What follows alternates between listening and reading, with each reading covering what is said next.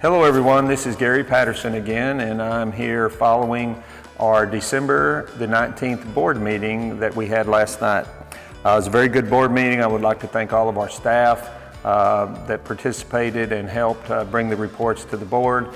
We had a very good turnout in our community, and we appreciate that and their involvement very much.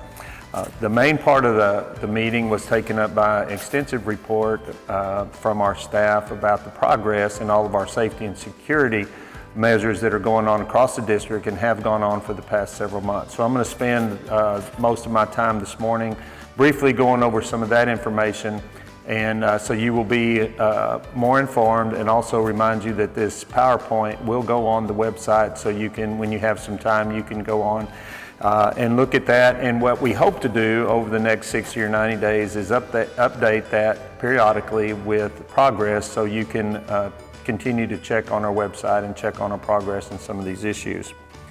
So what I'd like to talk to you about first is the financial part of our improvement process. We have been able to spend over $4 million so far, and that money has been received from various sources.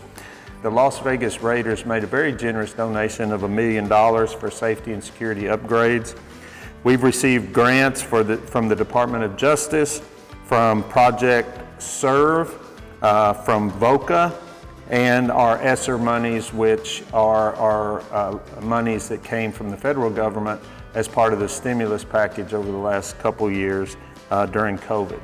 So all those grants and donations together, you can see, are almost $5 million, which have allowed us to go ahead and start many projects, many of which you are familiar with, because you can see as you drop off your kids or you drive by our campuses.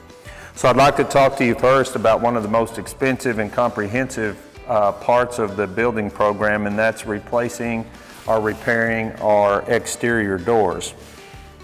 Now we'll show you a slide that you can see the campus, the funding sources, the number of doors that are going on the different campuses, as well as a percentage of completion and estimated time of completion of the project. We have 100% of our elementary schools that we have completed replacing or repairing the exterior doors that needed it, and we are still waiting on doors for Morales and Uvalde Morales Junior High and Uvalde High School. And you'll see through some of these slides where we have 0% complete. We've run into delays in shipping and receiving, and really hard to get materials, steel, customized doors, bullet resistant screening for our windows, and those are very much back ordered. They're in progress, but you will notice that we have some pretty lengthy delays in some of those materials.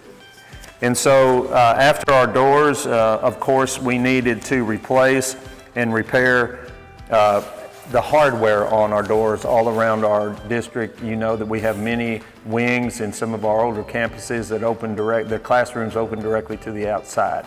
And so that hardware had to be, needed to be upgraded with automatic safety door locking systems.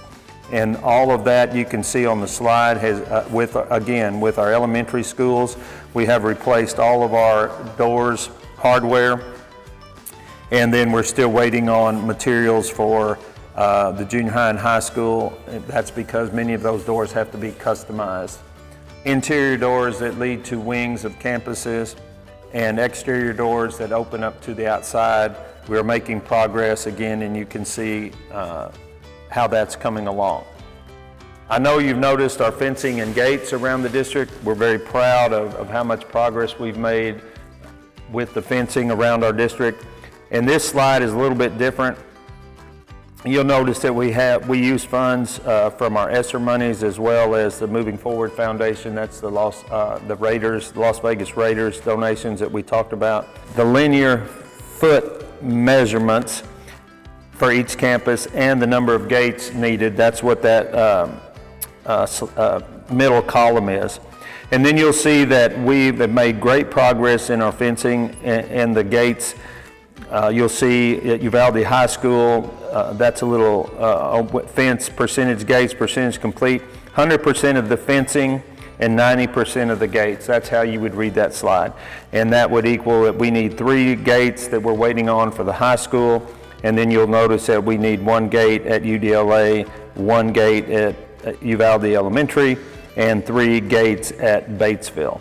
Everything else is complete. You'll see 0% progress at our Crossroads School and our DAEP programs. That's because that fencing is ordered and we're waiting for that fencing to come in.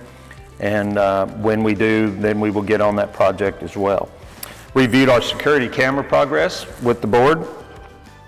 We are paying for our security cameras out of our ESSER 3 monies, part of the stimulus monies, and you can see that we have made great progress in our security cameras. When we finish with security cameras, we'll have over 500 cameras all over our district. We will have every exterior entrance and exit on camera, as well as our grounds and sides of our buildings, everywhere. All the exterior of our buildings will be covered, have good coverage. We will upgrade our interior cameras as well. So that's a big project. And we will look to get that completed sometime in the spring. Our campuses, some are complete, some will be complete by the end of the month, and some will be in January and March as we continue to work through that process of getting all of our new cameras in place. Our access control, that refers to the new entry systems that we'll be putting in around the district that will be employees will have a swipe card versus the old hard key. Allows us to secure those buildings a little bit better with the minimization of keys out in our district. So we're upgrading that as well, and you can see we've got some work to do on that, but we are moving forward.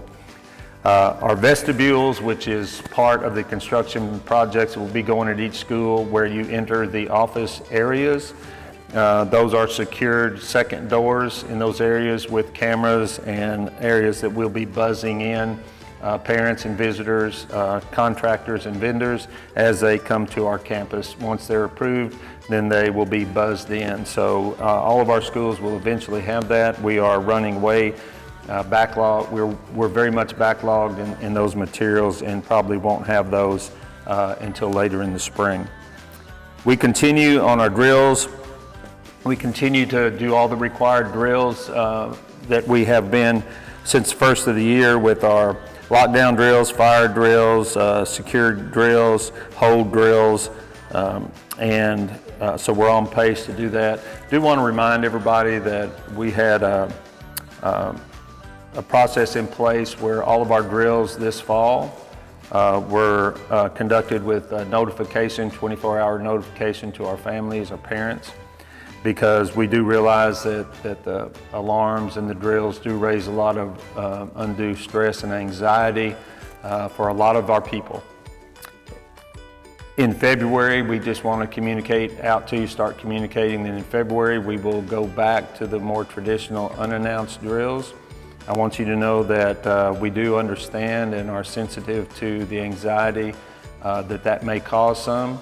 But there is a reason for the unannounced drills. In the case of a real emergency, of course, we will not have time to announce those drills ahead of time, whatever it might be. So we do need to practice that in more of a realistic environment, and so that's why we will go back to that. But we'll continue to communicate that out between now and February. A quick police department update. The police have a big interest. Our own police department is interesting to a lot of people. Want to bring you up to speed there. Of course, our police chief is on staff. Chief Gutierrez is doing a great job. We're in the process of taking applications and interviewing officers to join our staff. Very busy with memorandums of understanding with the city of Uvalde, our EMTs, our sheriff's department. We have a new emergency operations procedure policy that we're putting in place. A lot of documentation that needs to be updated to make sure that our partnerships with our external law enforcement departments are, everybody understands that, an agreement that we can share each other's services when needed. We'll also be opening a new security operations center, talk about that a little bit more, and then our training topics that we will be moving toward with our police department as we get them in place. Of course, will be active shooter protocols, firearm and rifle training certifications, school resource officer trainings, critical thinking in emergency situations training, and then all of our door and gate protocols with all employees. Will be just ongoing training in all those areas. The next picture slide that you might see is, this is not our security operations center, but it is something that we're working toward. We will have an operations center, probably won't look quite that fancy, but the purpose of that will be, we'll have 4 large screen monitors up and a person with a workstation out in front. And so there were questions about, with 500 cameras in the district or more, that's great. Who will monitor those cameras on a daily basis? And so the system that we hope to have in place will be that the campus will monitor their campus cameras, but we will have an operations center similar to what you see in front of you that can monitor every camera in district-wide. We'll have a person in there full-time. My hope is that if we can find the money to fund a position, that we can run 2 monitors in there, 2 shifts, if you will, 1 during the day and then 1 throughout the evening and night, that we can have eyes on our district at all times. So 2 of the large screen monitors in our operations center will be dedicated to camera monitoring. 1 large screen monitor will be dedicated to weather. We'll tap into the National Weather Center and also our regional emergency weather management centers, so we can have current, up-to-date information on bad weather or any weather that could impact the school buildings or the school day. And the last monitor will be dedicated to monitoring social media best we can. There are some apps out there that trigger phrases such as threats or bombs or weapons or threats against personnel, whatever it might be, and we will do our best to, that's an ever-changing world, as you know, and so it's hard to stay on top of things, but there's also new technologies that are available that help us monitor dangerous situations that might crop up on the internet. Also, I'll give you an example of why the Operations Center is important, other than having someone assist and have eyes on the district at all times, will be that all of our exterior doors in the district, when all the construction is completed on the doors, will have sensors in them. And what I mean by that is we'll be able to program the doors if needed, but they will have sensors that if they're supposed to be locked, like an exterior door in Wing A of Uvalde Elementary School, door number 50 something, is supposed to lock, and it's not locked, then it will send a signal, a message to the campus principal's office. It will also send a message to the Security Operations Center. And so the person manning the cameras in the Operations Center, if there's not an immediate reaction by the campus, then they will call the campus and ask them to go check that door A in the wing that I just used as an example. So that's an extremely valuable tool. That way, if a door is not working properly, or in worst case scenario, someone tries to prop it open for somebody else, then it's going to automatically send alerts to not only to the campus but to the Operations Center. So we'll have somebody monitoring that almost 24 hours a day. So we'll look forward to that. That is a very condensed version of what we went over with the board last night. So I want to try to, I want to remind you to spend some more time with that on the website if you're interested, and we will update that as we move forward in the spring.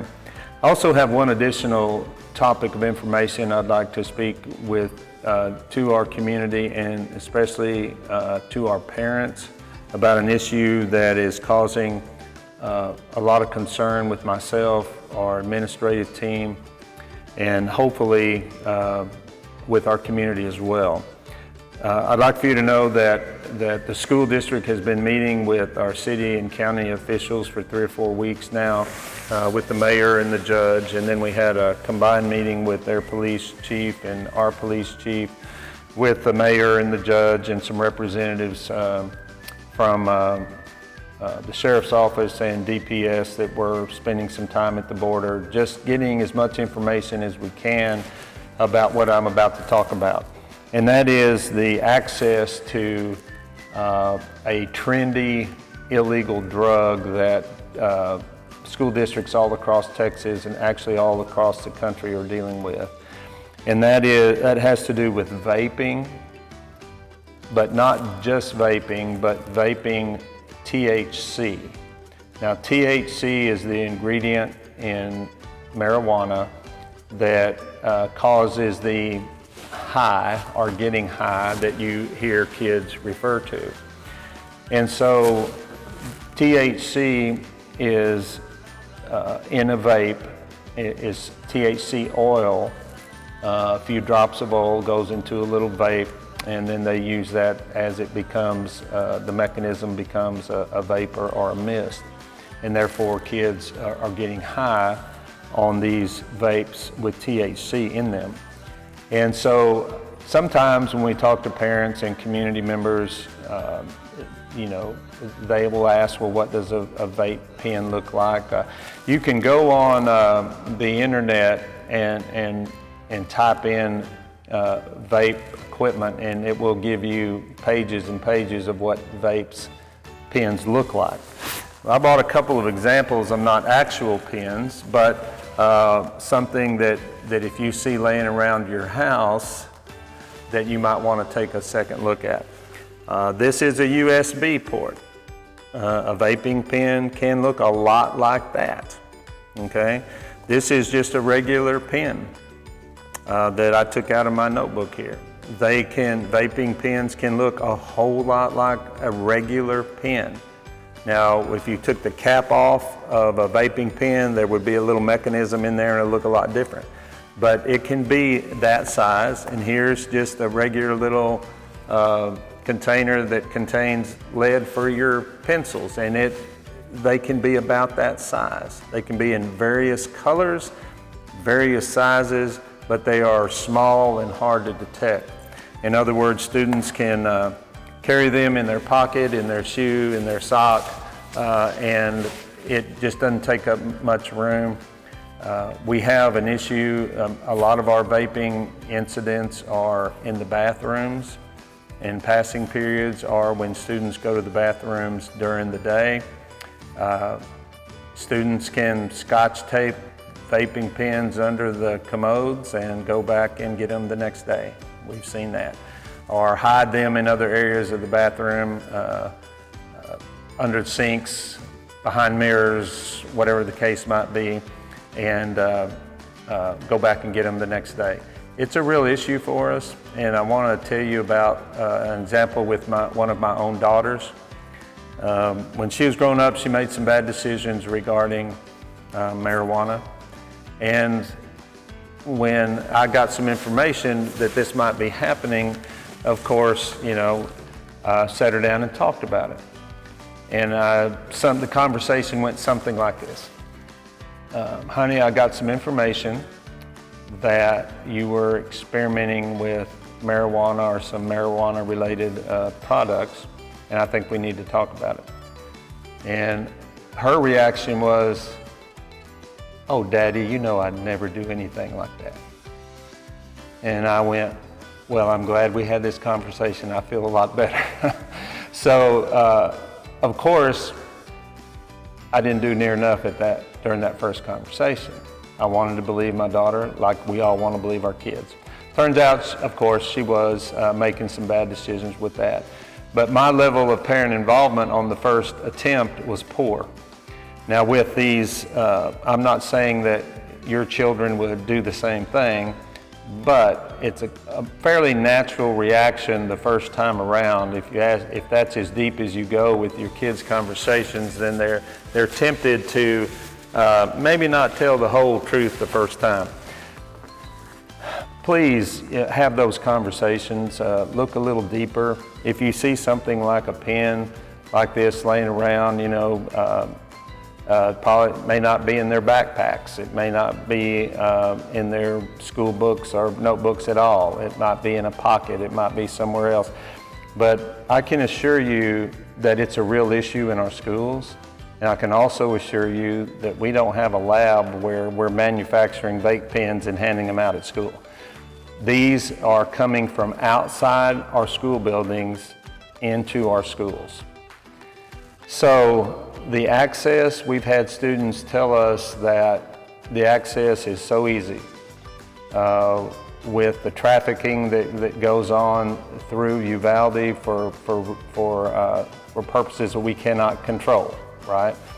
And the drug sales, we also have, it's easy to get on the street. Also, we have students tell us that they go to Walmart or Walgreens or somewhere where you can get a prepaid credit card. And then they can call states where marijuana sales are legal, and they can get these THC pens sent to them right to whatever address, a friend's, your own home, where they have said that they wait for them to come and then they intercept the mail before their parents can see it. They can send it to a friend's house, they can send it to a post office box, and it's just an issue. One reason that we want to, Mr. Harris and Captain Tejas have made a video we're going to place on the website, and I would encourage you to go look at that. It's about a 5-minute video about THC use at the high school and what we can do to help prevent it and what some of the consequences are. But right now, I think our parents and community members need to know that if you're vaping THC, that's a felony for possession of a illegal controlled substance.